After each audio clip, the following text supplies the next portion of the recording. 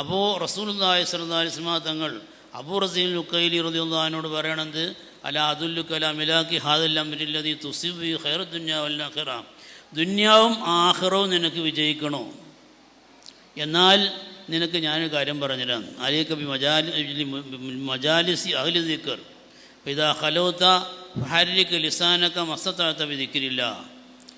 നീ ഈ ഒരു കാര്യം ചെയ്താൽ മതി. എന്താ?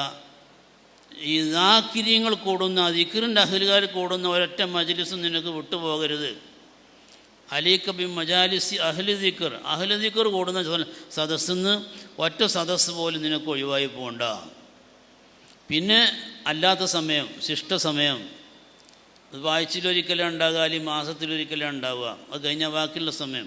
അപ്പോൾ ഇതാ ഖലൗത അതൊക്കെ ഒഴിവായി കഴിഞ്ഞാൽ ഫഹരിക ലിസാനക മസ്തതഅത ബിദിക്രില്ല, പരമാവധി നീ ദിക്ർ ചെയ്യുക, നിൻ്റെ കഴിവിൻ്റെ പരമാവധി ദിക്ർ ചെയ്യുക. ഇതാണ് വിജയസൂത്രമെന്ന് ഹബീബായ റസൂലുള്ളാഹി സ്വല്ലല്ലാഹു അലൈഹി വസല്ലം തങ്ങൾ ബഹുമാനപ്പെട്ട സ്വഹാബത്തിന് ഉണർത്തി.